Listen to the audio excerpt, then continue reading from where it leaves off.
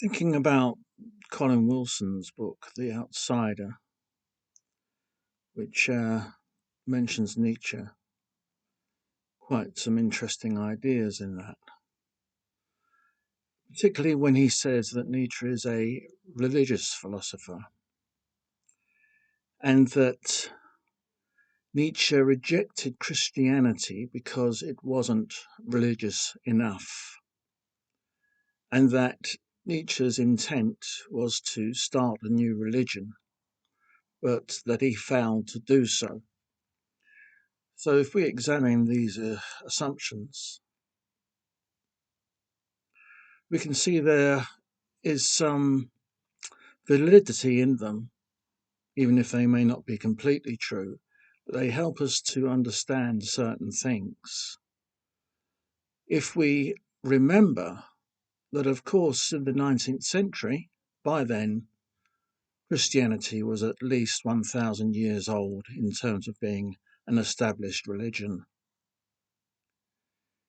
Any religion being established that long and being therefore established, i.e., permeate the whole of society from the names you have, all the ceremonies you have, all the language you have, all the stories you have, the whole permeation of Christianity, the Bible, and ideas from Christianity, theological ideas, a way it permeates philosophy.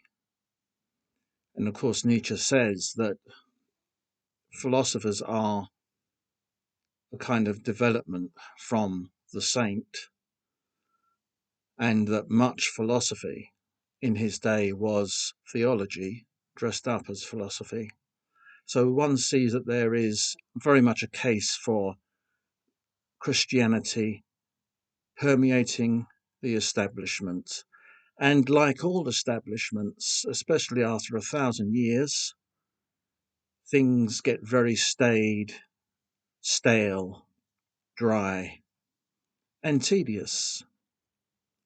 The human spirit hankers after something more exciting, and, as Wilson implied, something more religious, taking the religious as being something very exciting, very uplifting, something very meaningful, something that you'd want to drive towards and drive through and drive upwards, something transformative, something transvaluating.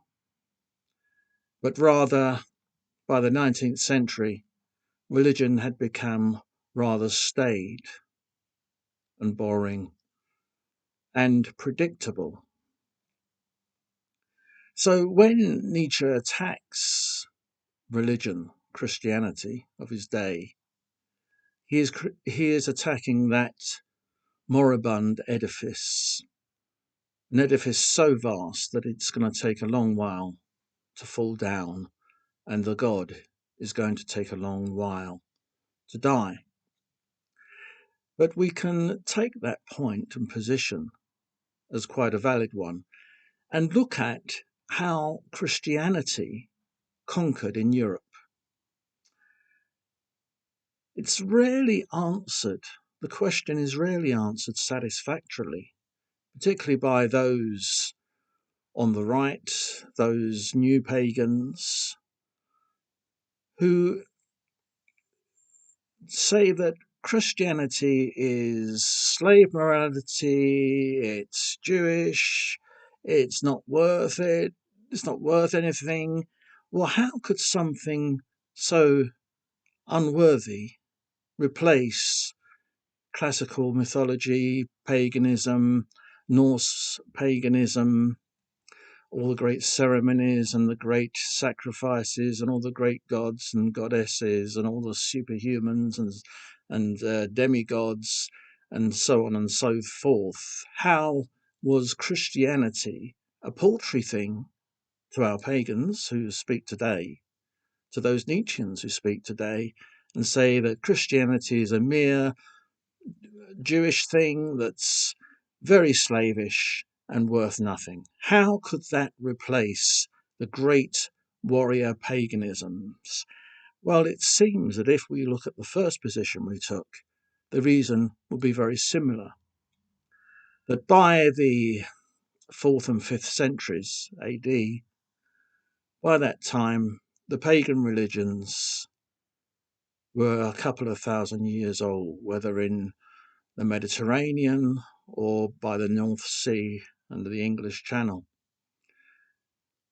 For thousands of years, those pagan religions had been going on, and they too permeated the society.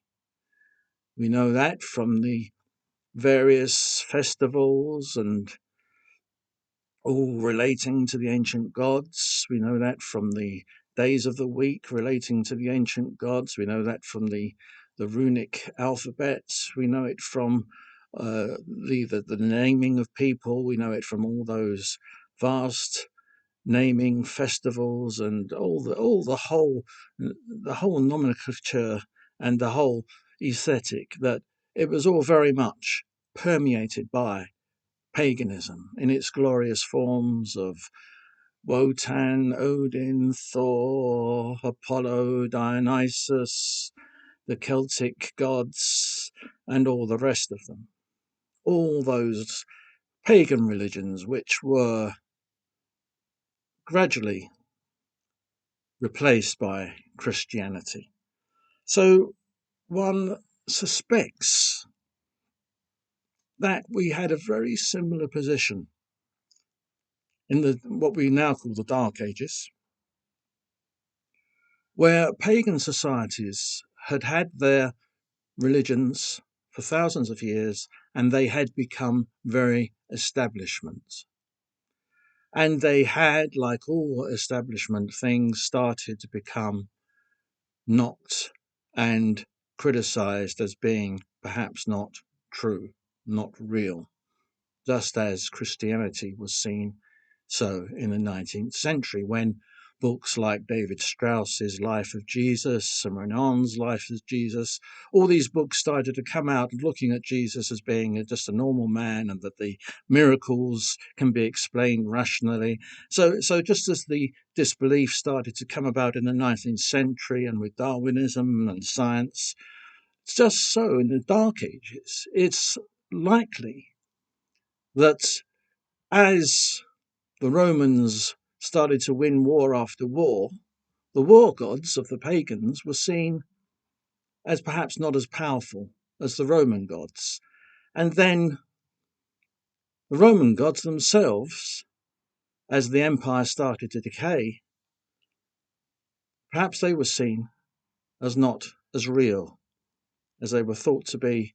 And perhaps with pagan religion being thoroughly established in every nook and cranny throughout the societies, it began to be seen as boring.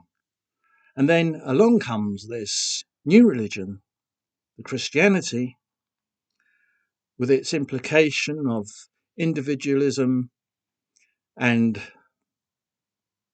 a kind of new way of looking at the world. It suddenly looked very fresh.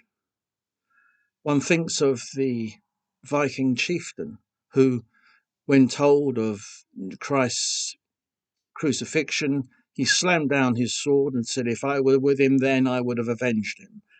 It caught the imagination of the pagans as something, a new heroic ideal. The early Jesus, the single man taking on the world with his small group of disciples. Something away from the establishment and the established ways. And therefore, it quite easily became the religion of those peoples. Now, I do know that, of course, there were forced conversions. We know about Charlemagne with his execution of thousands of pagan Saxons who refused to convert. And we know that Iceland was the last place to convert, about the year 1000. But we also know that Christianity, or the Christianity that seeps into those pagan religions, has many features of paganism. There's a kind of synthesis going on as well. So that synthesis of Christian and pagan in itself kind of freshened up the establishment.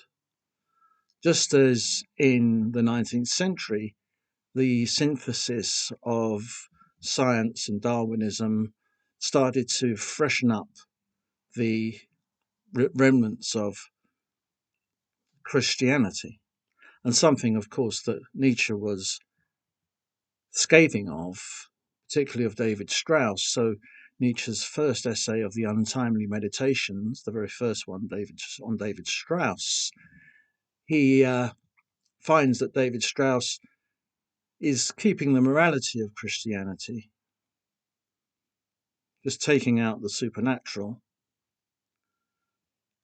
and he is bringing in Darwinism in a reductive kind of way. And the whole thing is reductive and what he calls Philistine. And of course, it's tied in with the chauvinism of Germany, which has just won the Franco-Prussian War and is becoming unified. But to Nietzsche, Germany does not have a unified culture. Higher cultures like the Greeks were unified. Germany is a hodgepodge of different aspects of culture, different Germanic aspects here, there, and everywhere, all vying for supremacy, with the Prussian state uniting Germany under its heel, so to speak. So, if we look at the revival of paganism, and the revival, therefore, of master morality in Nietzsche, it is very much fresh and vibrant.